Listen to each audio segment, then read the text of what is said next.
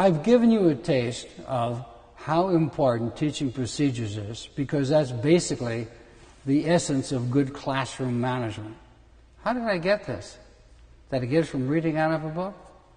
No, I got it from years of classroom teaching. These are things that I picked up and I learned in the classroom. I've taught primary, upper elementary, and every grade 7 through 12 in a variety of different subject areas. They come from my own personal experiences. I know so many people, and you may know also, who write books on classroom management, who oftentimes have not spent much time in the classroom, have a psychology major, and really have had little personal experience in doing what I'm sharing with you. People say, Marv, are you a psychologist? And my answer is no.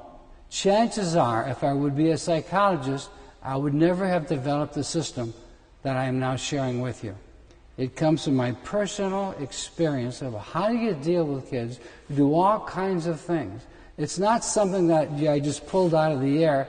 It's something I practice. And this is the reason why people from around the world, from Nepal and the Himalayas to New Zealand in the south, are using this approach, because it is simple, it works, and it's stress reducing.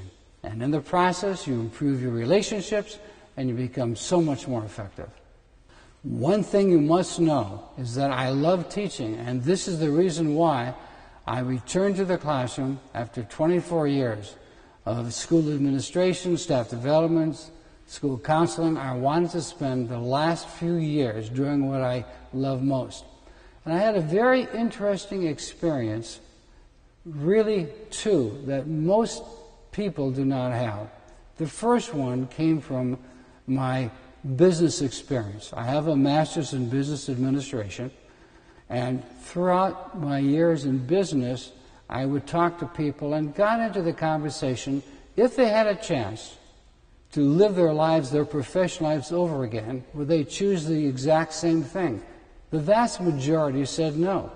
What usually happens is you learn a skill or a trade or profession, and that's where you spend your life.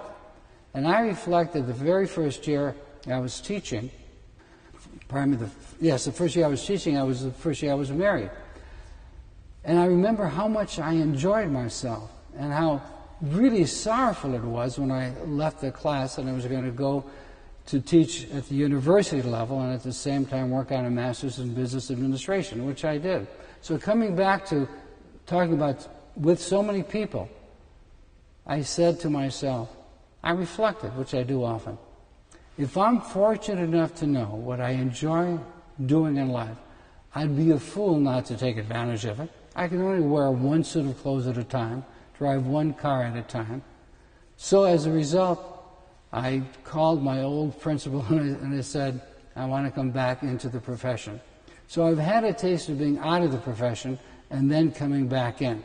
So I'm probably more grateful than many people are. The second experience I had, which so many people do not have, is that when I came back, I was aware of outside influences.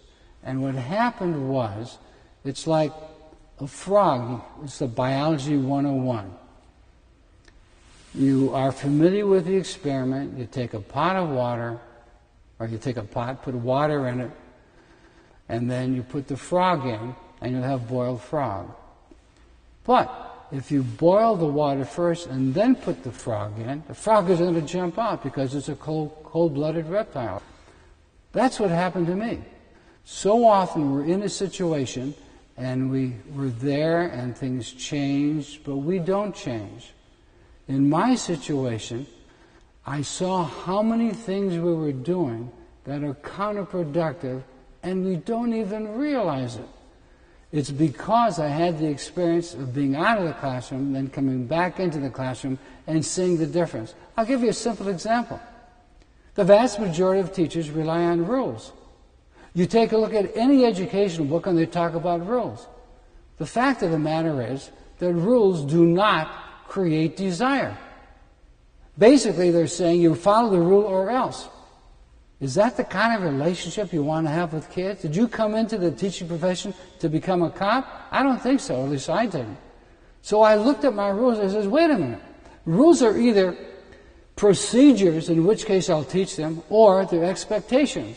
And I'll give you my expectations when we talk about the discipline part, the third part of the teaching without stress model, which is the raised responsibility system. So, I am sharing this with you not from a university professor or a psychology major, from actual experience.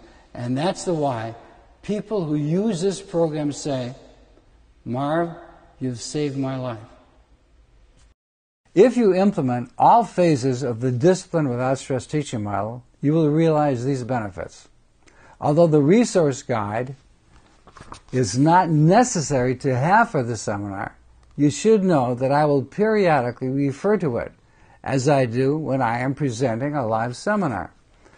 When I present to a school, one of the benefits is that the school receives a copy of the 100-page resource guide for distribution.